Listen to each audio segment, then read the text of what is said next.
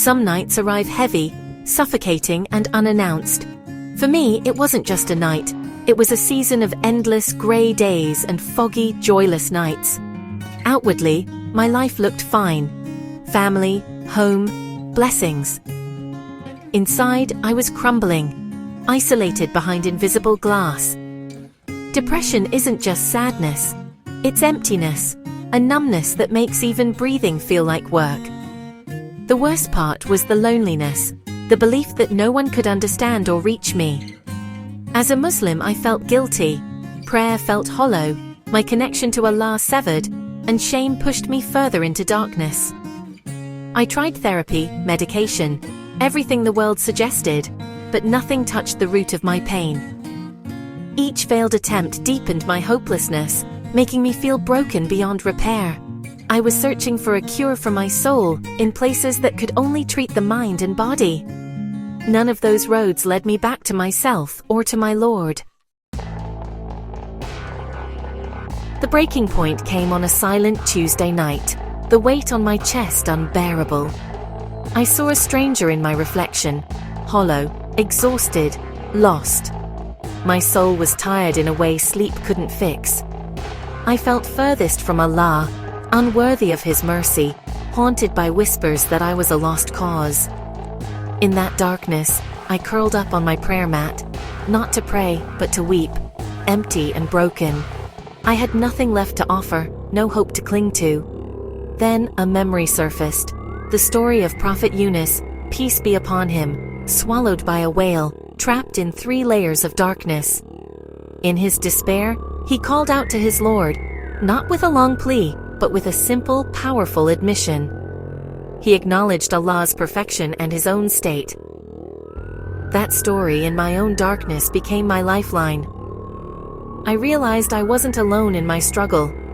Even prophets faced darkness and found a way out. In my brokenness, the dua of Prophet Yunus came to me. La ilaha illa anta subhanaka inni kuntu minaz zalimin. Translation: there is no deity except you, exalted are you. Indeed, I have been of the wrongdoers. This wasn't a dua of asking, but of being. Acknowledging Allah's oneness, His perfection, and my own shortcomings.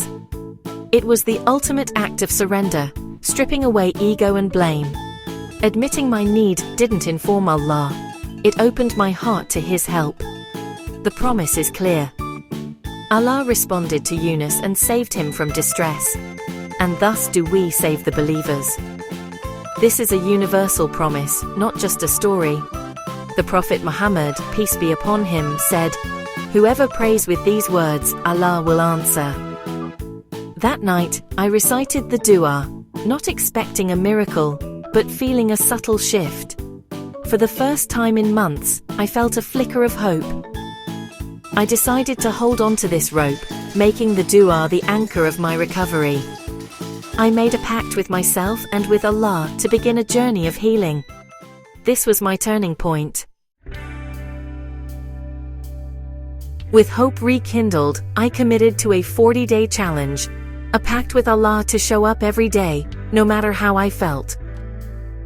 My plan was simple. Recite the Dua of Yunus 100 times after Fajr and Isha, with presence and reflection.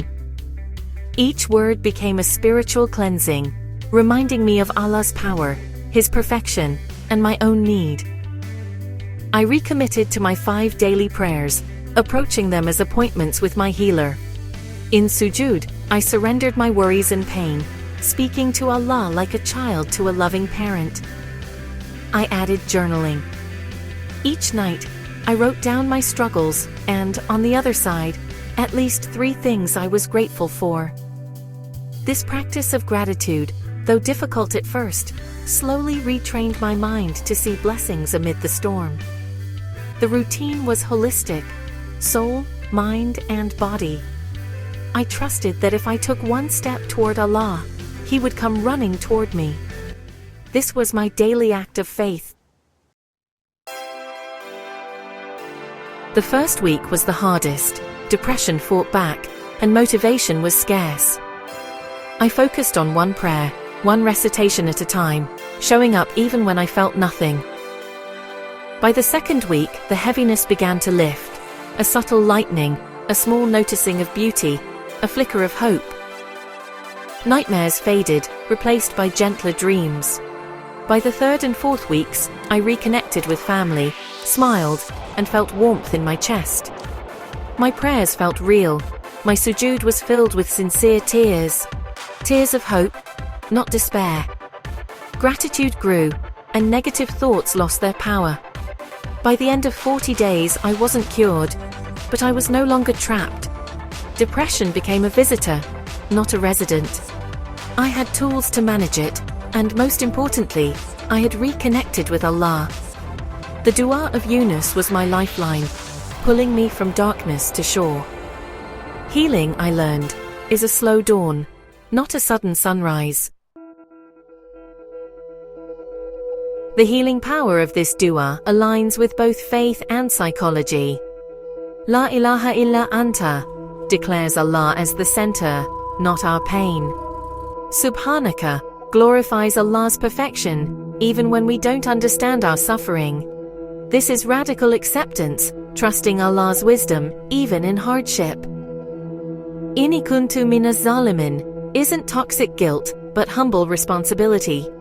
Admitting our need gives us agency. We're not victims, but seekers of healing.